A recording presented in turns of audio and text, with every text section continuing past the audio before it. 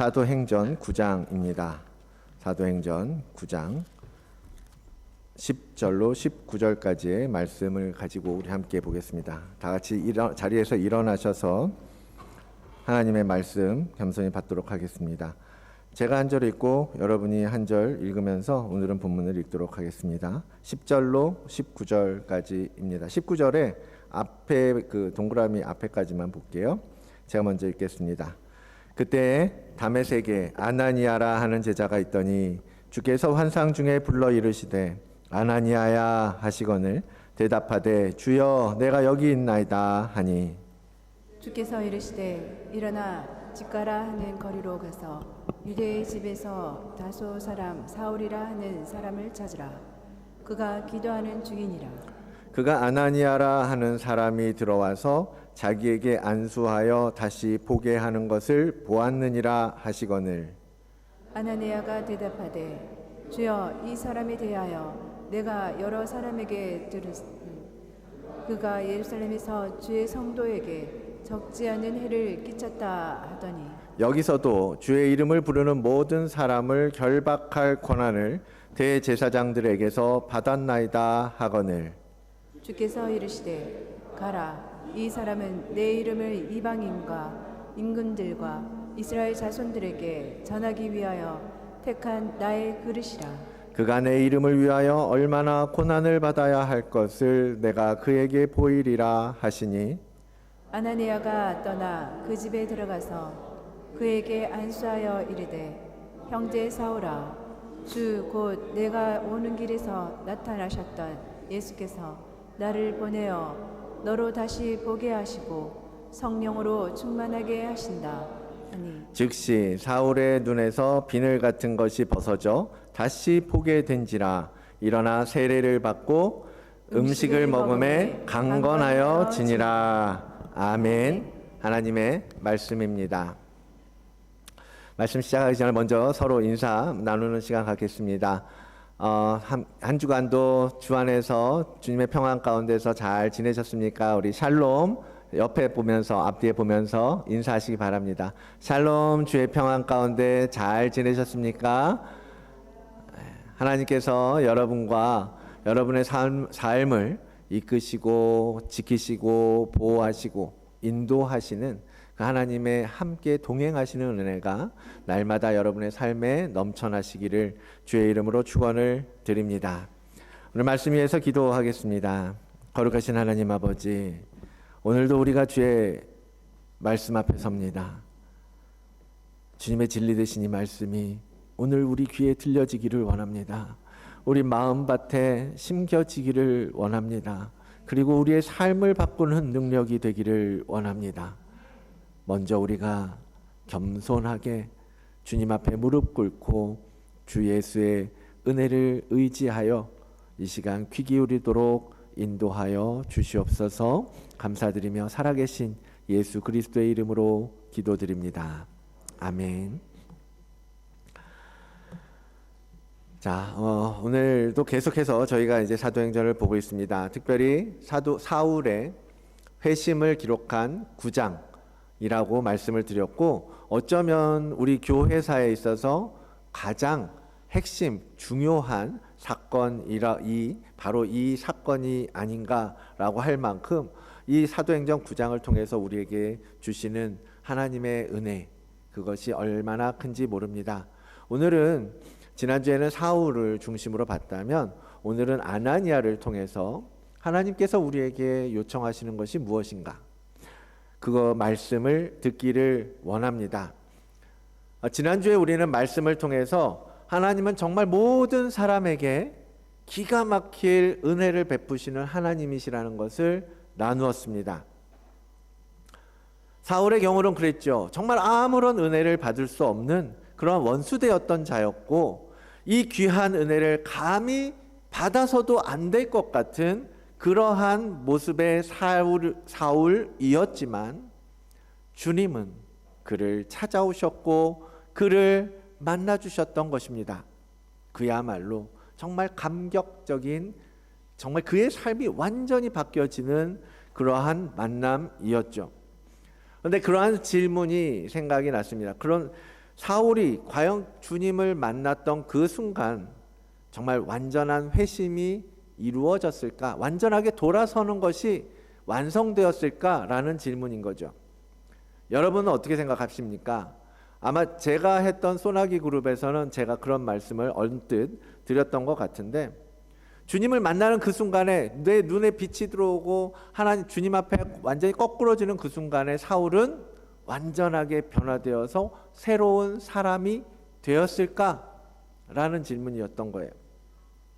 그런데 사실은 그렇지 않다라고 보는 것이 저는 맞다고 생각합니다. 왜냐하면 우리는 성경 속에서 수많은 사람들이 주님을 만나는 장면을 봤잖아요. 주님의 사역 현장에 있었고 실존하셨던, 이 땅에서 우리와 함께 하셨던 그 주님께서 가르치시는 것, 그가 기적을 베푸시는 것, 그가 정말 구원을 이끌어내시며 많은 제자들을 세우고 그랬던 것을 옆에서 보았던 사람들 얼마나 많이 이 성경 속에 기록되어 있습니까? 그런데 그 중에 많은 사람들은 그럼에도 불구하고 주님을 저버렸던 것을 우리는 보고 있지 않습니까? 그들은 끝내는 예수를 십자가에 못 박아라, 십자가에 못 박으소서 하고 외쳤던 사람들 아닙니까? 그걸 보면 주님이 사울을 찾아오셨을 때 그의 믿음이 완전하게 바뀌어진 것이 아니라 그의 심령이 그 이후 주님을 만나고 뭐예요? 사흘 동안 보지 못하고 먹지도 마시지도 못하면서 그가 정말 그런 암울한 어둠 같은 시간을 지날 때 점차적으로 그의 심령이 깨어나기 시작했고, 오늘 본문의 사건 아나니아라고 하는 이 한 제자가 와서 그를 안수하여 기도해주고 그 모든 과정 속에서 그리스도의 부활을 경험하게 되었을 때 그는 새롭게 되었다라고 보는 것이 맞을 것입니다. 물론 우리는 이 모든 전체 과정을 사울의 회심이라고 말할 수 있을 것입니다. 이 장면을 보면서, 이 이야기를 보면서 그런 생각이 드는 거예요. 우리가 예수님을 만나고 그분의 음성을 듣고 그분의 기적을 경험한다고 하더라도 정말로 그 주님을 우리 마음속에 온전하게 인정하고 받아들이지 않으면 우리는 새롭게 될 수 없다라는 거예요. 아무리 주님께서 우리를 찾아오셔서 우리를 가르치시고 우리를 뒤집으시려고 해도 우리가 그 주님의 초청에 반응해서 무릎 꿇지 않으면, 그래서 주님이 우리의 주인이심을 고백하지 않으면 인격적인 주님께서 우리를 억지로 끌고 가지 않으시기 때문에, 그 인격적인 주님께서 우리를 기다려 주시기 때문에 우리가 그 주님의 부르심에 반응할 때까지 우리는 완전한 회심, 거듭남, 새로운 생명을 얻을 수 없다라는 것입니다. 그럼에도 불구하고 물론 성령께서 강권적으로 한 사람을 바꾸어 내시기도 해요. 그런 일이 많이 있습니다. 그러나 때로는 많은 경우 우리가 그 주님의 부르심에 응답해야 한다라는 거예요. 반응해야 한다라는 겁니다. 우리가 그분의 생명을 받고 그분의 정말 우리 안에서 그 완전하게 새롭게 하시는 거듭남을 입으려면 우리에게 말씀하시고 우리의 역사하시는 그 주님을 한치의 의심 없이 그대로 인정하고 아멘 하고 받아들이고 그분과의 친밀한 관계를 맺어 가야 하는 것이죠. 그래서 우리 안에 찾아오신 주님이 실제로 우리 삶의 정말 주인의 자리를 차지하실 수 있도록 내가 주인이었던 그 자리를 내어드려야 하는 것입니다. 여러분, 우리는 때로 그런 생각을 해요. 주님이 나를 만나주시면, 내가 주님의 음성을 듣기만 한다면, 실제로 들을 수 있다면, 주님께서 내 삶에 이 기적 같은 경험을 허락하신다면 내가 변할 수 있을 거라고 기대해요. 그러나 많은 사람들은 그런 경험을 했음에도 불구하고 그 구원의 길에서 많이 떠나가는 경우들을 우리는 보게 되지 않습니까? 마지막 최종적인 구원의 결과는 우리가 말할 수 없을지라도 오늘을 사는 우리가 그 구원의 길을 걸어가기 위해서 주님의 부르심 앞에, 주님의 찾아오심 앞에 우리의 참 마음으로, 우리의 전심을 가지고 그분을 영접하고 그분을 받아들이게 되는 역사가 있기를 소망합니다. 그런 의미에서 오늘 아나니아가 사울을 찾아왔던 사건은 사울에겐 굉장히 중요한 의미가 있었다라는 것을 생각해 볼 수 있습니다. 사울이 주님이 처음 만났을 때 그 강렬한 빛에 눈이 멀고 정말 꼬꾸라지는 그 충격 속에 빠져 있을 때 그랬을 거 아니에요. 내가 지금까지 도대체 뭘 믿고 이렇게 살아왔던 것인가 혼란스러워할 때, 그런 혼란 속에 빠져 있을 때 주님은 한 사람을 사용하여 그를 완전한 새 땅으로 인도해 주시고 있다라는 것입니다. 우리는 그 얘기를 이미 빌립 집사님이 에티오피아 내시를 만났을 때의 사건을 통해서 한번 봤었어요. 그래서 오늘은 그 초점을 그 부분이 아니라 바로 제자된 아나니아를 통해서 생각해 보려고 하는 것입니다. 우리는 구원을 얻고 영원한 생명을 받아야 할 존재들이지만 또한 동시에 그 구원을 위해서 사용되는 아나니아와 같은 하나님의 도구여야 하기 때문입니다. 그래서 오늘 이 본문 속에서 아나니아를 통해서 우리가 과연 어떤 마음을 가지고 있는가 비추어 봐야 되는 거죠. 내가 과연 아나니아와 같은 하나님의 귀한 도구로 쓰임받을 수 있는가? 우리를 통해서 한 사람을 뒤집어지고 죄로부터 돌아서게 하는 그러한 은혜의 통로로 우리가 쓰임받을 수 있는가? 그것을 점검하고, 그래서 우리가 서 있는 자리에서 한 걸음 더 나아가고 한 걸음 더 성숙해지고 성장하는 우리 다드림교회 모든 성도님이 되시기를 축복합니다. 자, 오늘 본문 10절을 다시 볼게요. 그때에 다메섹에 아나니아라 하는 제자가 있더니 주께서 환상 중에 불러 이르시되 아나니아야 하시거늘 대답하되 주여 내가 여기 있나이다 하니. 자, 보세요. 다메섹에는요 이미 많은 그리스도인들이 들어가 있었습니다. 예루살렘에서 시작된 그리스도교, 기독교, 예수 그리스도의 복음은 이미 여러 곳으로 주변 여러 나라, 여러 지역까지 흩어져 있었던 겁니다. 그랬기 때문에 사울도 다메섹으로 사람들을 잡으러 갔던 거죠. 그리스도인들은 여러 지역으로 흩어져서 뭘 했습니까? 주님께서 가르쳐 주셨던 말씀을 실천하고 그 길을 따라가는 제자의 삶을 살고 있었습니다. 그 가운데 아나니아라는 사람, 아나니아는요 22장에서 보면 바울의 고백 속에서 어떤 사람이었는지 칭찬하고 있습니다. 아나니아는 뭐라고요? 경건하고 칭찬받는 사람이었어요. 우리 어디서 봤죠? 초대교회 집사님들 표현할 때 그랬잖아요. 마치 초대교회 집사님들이 그랬던 것처럼 아나니아도 그렇게 경건하고 그러한 칭찬받는 사람이었다라고 바울은 고백합니다. 누가는 그를 두고 오늘 본문에서 뭐라고 표현합니까? 제자 아나니아라고 말해요. 그래서 오늘 이 아나니아의 모습을 통해서 제자된 그가 주님과 대화하는 것, 그리고 주님의 말씀을 따라서 실천하고 행동하는 것, 그런 것을 통해서 제자라는 것은 바로 이러한 모습이구나, 이렇게 살아가는 자들이구나 라는 것을 배웠으면 좋겠습니다. 우리 모두가 주님의 제자로 언제든지 주님께 쓰임받게 될 거거든요.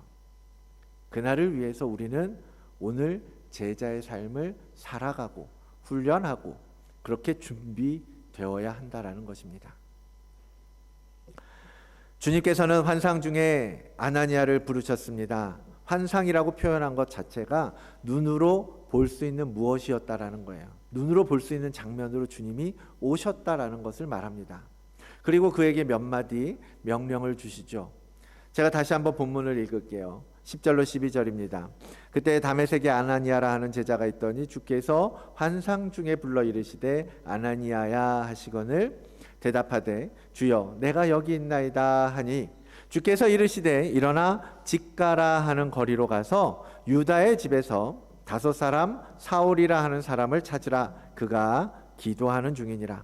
그가 아나니아라 하는 사람이 들어와서 자기에게 안수하여 다시 보게 하는 것을 보았느니라. 이렇게 말씀하십니다. 주님은 늘 그렇듯이 찾아오셔서 이름을 불러주십니다. 아나니아야, 사울아, 사울아, 인쳐라, 인쳐라, 지민아. 우리의 이름을 아시고 우리의 이름을 불러주시는 거예요. 우리의 이름이 불려질 때 어떻게 돼요? 우리가 쳐다보게 되잖아요. 바라보게 되잖아요. 눈을 들어서 귀를 기울이게 해주시는 거죠. 근데 그때 그 부르심의 따스함을 여러분들이 경험하시기를 바랍니다. 우리를 사랑하시는 그분의 음성, 다른 그 누구에게서도 들을 수 없는 그 따스한 그 온화함, 그게 가슴으로 들려지는 거거든요. 마음 속에서 그 느껴지는 거거든요. 여러분, 부모님께서, 저는 그런 기억이 나요. 아버지가 제 이름을 부르실 때 그 아버지의 마음, 우리 장모님이 우리 아내의 이름을 부르면서 조금은 투박해 보이는 사투리일지라도 그 마음이 느껴지잖아요. 그거보다 예수님께서, 주님께서 내게 오셔서 나의 이름을 불러주실 때 그 따스함은 얼마나 깊고 정말 그 따스함이 얼마나 크겠습니까? 그러한 주님께서 우리에게 오셔서 불러주시고 오늘도 제자 아나니아를 부르는 거예요. 주님께서 부르실 때 아나니아는 어떻게 반응하고 있죠? 네, 주님, 제가 여기 있습니다. 사울은 주님이 딱 등장하셔서 부르셨을 때, 사울아, 사울아 했을 때 사울은 어떻게 반응했습니까? 당신 누굽니까? 당신 누구예요? 라고 말했단 말이에요. 제자들은 그 음성을 듣고 알아듣고 반응하는 거예요. 아, 선생님, 내가 사랑하고 내가 따르고 내가 믿고 의지하는 선생님의 목소리. 그러니까 아나니아가 네, 주님 부르셨습니까? 저 여기 있어요 라고 대답할 수 있는 거였죠. 그리고 주님의 명령을 기다리는 겁니다. 그런데 그렇게 환상 중에 아나니아를 찾아오신 주님께서 그에게 뭐라고 말씀하십니까? 사울이라는 자를 내가 만났다. 나는 이제 그를 나를 위한 위대한 사도로 쓸 것이다. 그러니까 네가 가서 그를 위해서 기도해 주어라 라고 명하시는 거예요. 아나니아는 주님의 참 제자였지만 처음에는 이 명령을 이해할 수가 없었습니다. 왜요? 아니, 주님, 이 사람이 어떤 사람인데 내가 그에게 가서 그를 위해서 기도해 준다라는 겁니까? 이 사람은 주님의 제자들을 죽이려고, 잡으려고 혈안이 된 사람 아닙니까? 이번에도 소문났어요. 그 사람이 우리 잡으러 온다고요. 여기까지 오려고 했던 거 다 사람들이 알고 있단 말이에요. 그런데 그 사람을 위해서 가서 기도해 주라니요. 아나니아가 이런 염려를 하는 거 너무 당연하잖아요. 그렇죠? 근데 거기에 더해서 주님은 계획을 말씀해 주시는데 뭐라고요? 이 사람은 내 이름을 위하여 택한 나의 그릇이다라고 말씀하시는 거예요. 아나니아가 어리둥절했겠죠. 아니, 그를 살려두는 것도 은혜인데 살려둘 뿐만 아니라 그를 나의 사도로 쓰고 나를 위해 택한 그릇으로 삼으시겠다고요? 그리고 나의 이름을 위하여 나의 이름을 전하는 자로 삼으시겠다라고요? 하나님, 그게 말이 됩니까? 그게 가능하긴 합니까?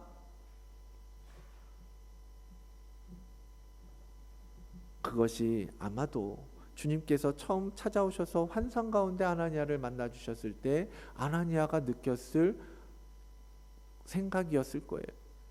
어떻게 이럴 수가 있습니까? 그런데 우리가 봐야 될 중요한 건 뭡니까?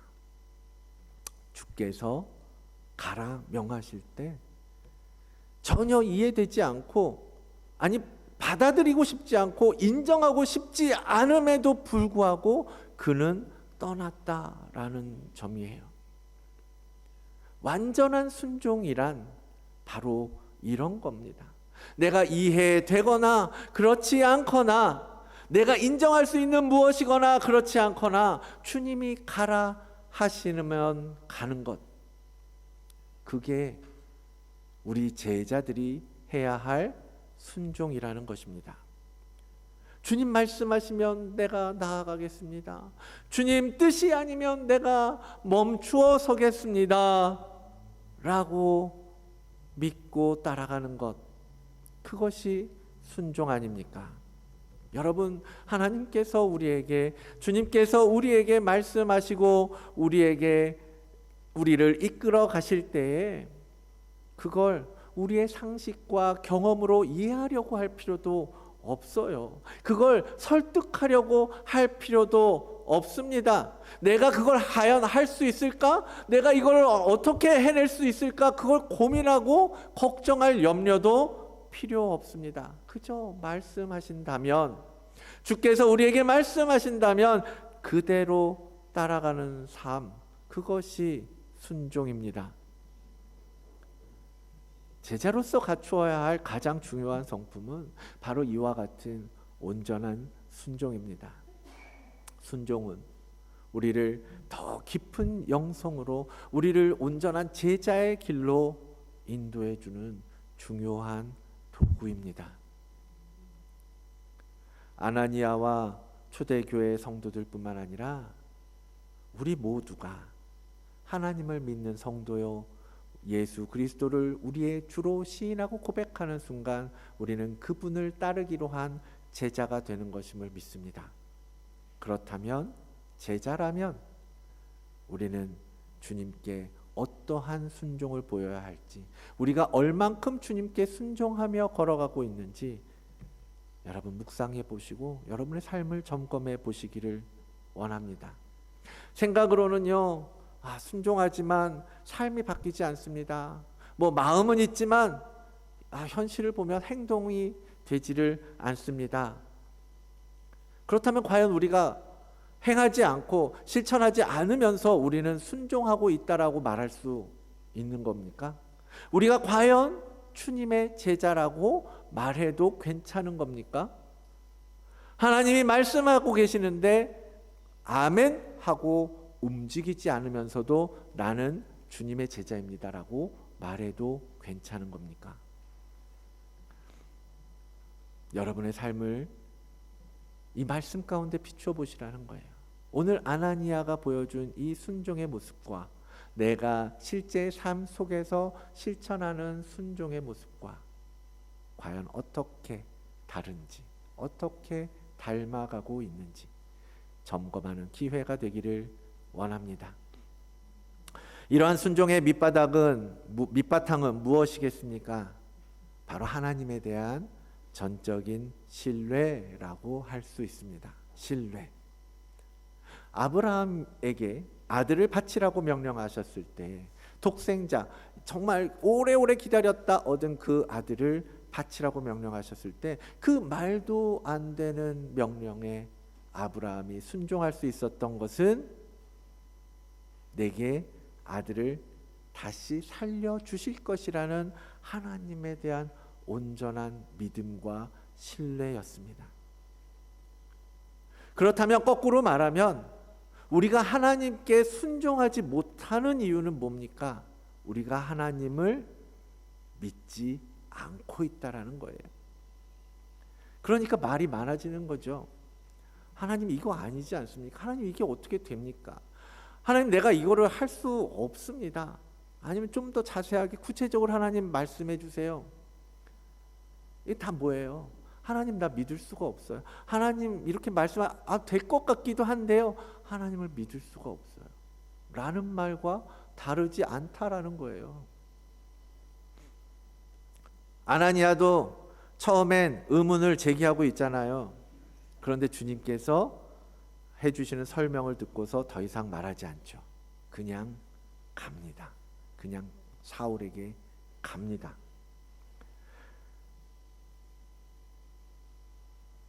형제 사울아, 주께서 나를 보내셨다. 나를 통해서 성령으로 충만케 하신다라고 말씀하셨다. 가서 전합니다. 보세요.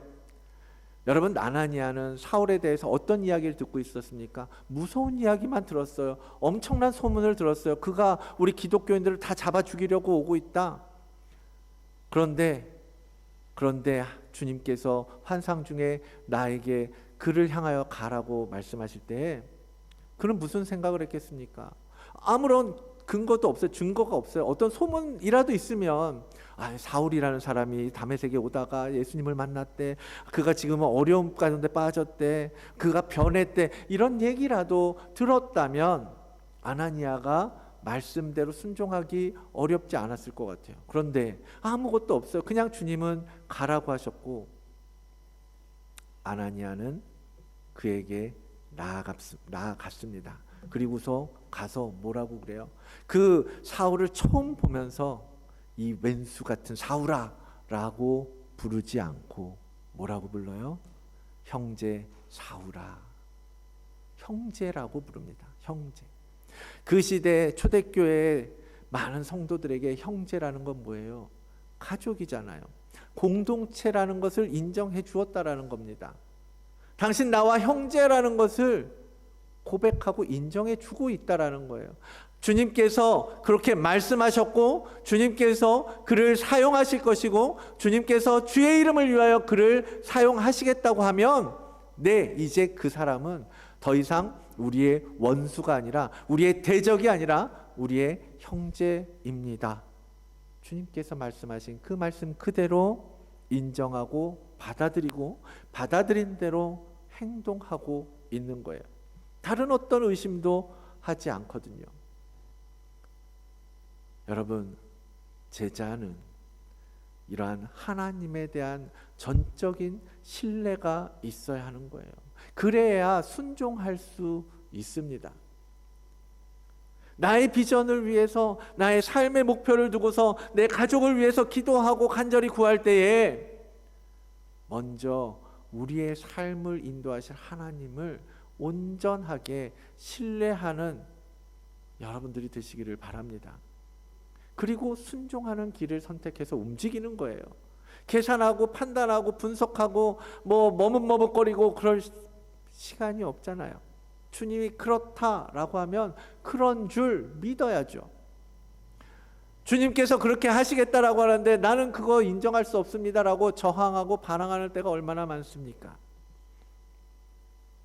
여러분, 같이 오늘 히브리서 11장 이 말씀 함께 읽어보면서요 선포했으면 좋겠어요.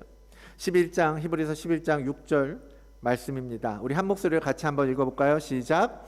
믿음이 없이는 하나님을 기쁘시게 하지 못하나니 하나님께 나아가는 자는 반드시 그가 계신 것과 또한 그가 자기를 찾는 자들에게 상 주시는 이심을 믿어야 할지니라. 아멘. 이러한 믿음이 우리에게 필요한 거예요. 제자라면 선생님을 전적으로 믿어야죠.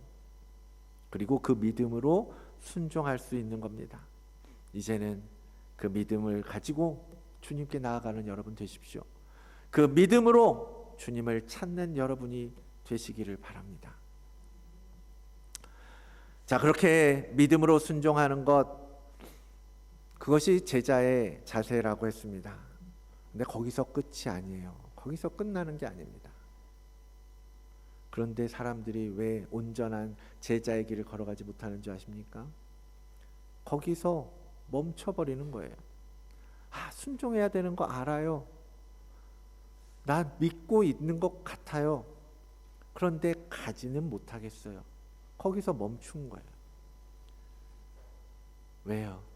두렵거든요. 무섭거든요. 주님께서 가라고 하시는데 내가 믿는다라고 말하고 아멘이라고 응답하고 의심하지 않는다라고 하지만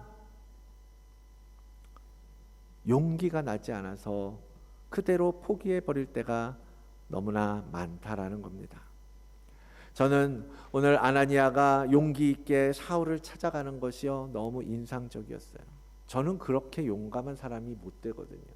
아무리 하나님께서 내게 보이시고 이렇게 말씀하셔도요, 때로는 내 안에 두려움과 현실을 눈앞에 보면서 발걸음을 떼지 못할 때가 많거든요. 그런데 아나니아는 어땠어요? 나를 잡으러 온 그 사람에게 가는 거예요. 주님께서 가라고 하셨으니까. 이건 용감하지 않습니까? 용기 있는 행동 아닙니까?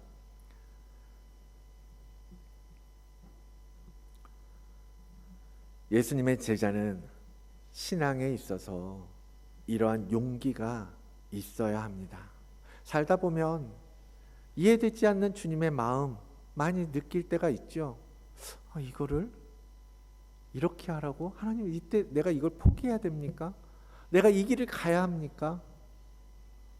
자신이 없는데, 두려운데, 불안한데, 그때 용기 내서 실행해야 한다라는 거예요.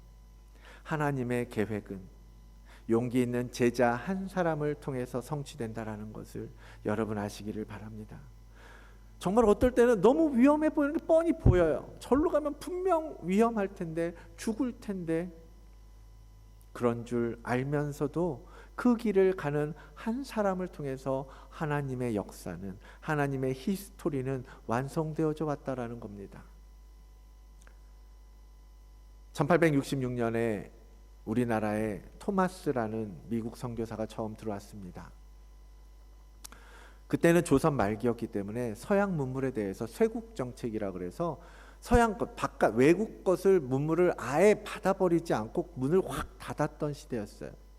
그때는 무슨 얘기가 있었어요? 서양 사람들은 들어가기만 해도 죽을 수 있다라는 얘기가 있었어요. 그런데 그럼에도 불구하고 토마스라는 선교사님은 주님의 마음을 가지고 조선 땅에 내려옵니다.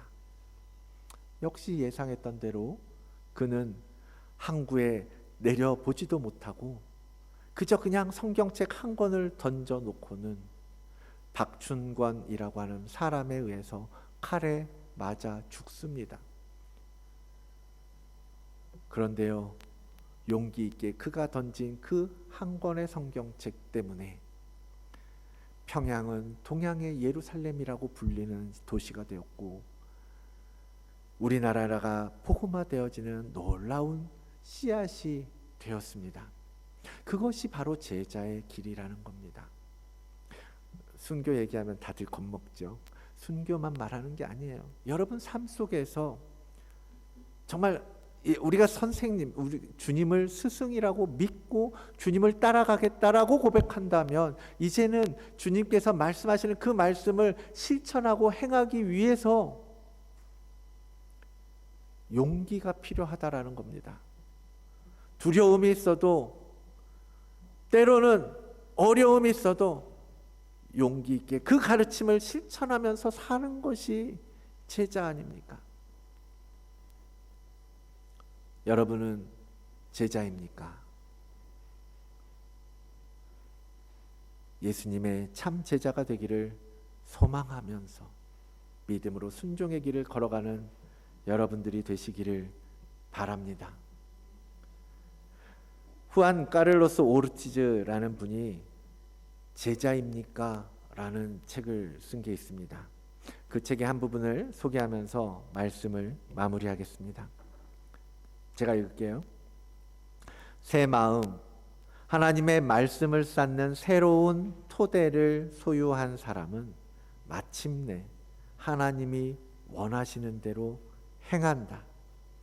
이것은 오직 하나님의 은혜로만 가능한 일이다. 은혜는 관념적이거나 이론적이지 않다. 은혜는 실천적이며 성령으로 말미암아 우리를 하나님의 뜻 가운데서 행하게 하심으로 맺어지는 역동적인 관계이다. 우리가 진정한 제자가 되고 참 제자가 되게 하는 것은 하나님의 은혜인 줄로 믿습니다. 우리를 부르시고 말씀하시고 우리로 제자의 길을 걷게 하시는 것도 하나님의 은혜로 가능한 일입니다. 그 은혜 안에서 우리는 이 제자의 길을 계속해서 걸어가게 될 것입니다. 세상을 변화시킬 주님의 일꾼을 세우는 데는 정말 평범해 보이는 한 사람의 제자로 충분했습니다. 한 사람의 제자가 온전히 순종하고 믿음으로 용기 있는 행동을 취했기 때문에 가능했던 거죠. 오늘 우리의 여러분의 신앙의 여정에서도 그러한 제자의 모습이 보여지기를 원합니다. 하나님께서 우리를 어떻게 사용하실지 몰라요. 아무도 모르잖아요. 여러분이 지금 이 자리에서 이렇게 예배하고 있다가 5년 뒤, 10년 뒤 여러분이 북한에서, 중국에서, 중동에서 아니면 한국 그 낙도에서 어느 섬에서 한 사람의 영혼을 살리고 있을지 우리는 모른단 말이에요. 여러분이 이 세상 속에서 사회적인 영향력을 갖추고 많은 사람들에게 복음을 선포하는 사람이 될지 모르지 않습니까? 여러분 그것을 준비해야 하는 겁니다. 지금 오늘 제자의 길을 위해서 여러분이 할 수 있는 그 길을 준비하시라는 겁니다. 하나님의 은혜가 우리 안에 충만하게 채워져 갈 때 우리는 한 걸음 한 걸음 제자의 삶을 살아가게 될 것입니다. 여러분 준비하십시오. 믿음을 잘 키우시고 순종의 훈련도 하시고 두려움도 이겨내면서 주님을 위해서 기다리고 계십시오. 그러다가 주님께서 부르실 때 여러분 오늘 아나니아처럼 네 주님 제가 여기 있습니다. 제가 가겠습니다. 그렇게 자신 있게 말할 수 있는 우리 다드림교회 모든 성도들 되시기를 주의 이름으로 축원을 드립니다.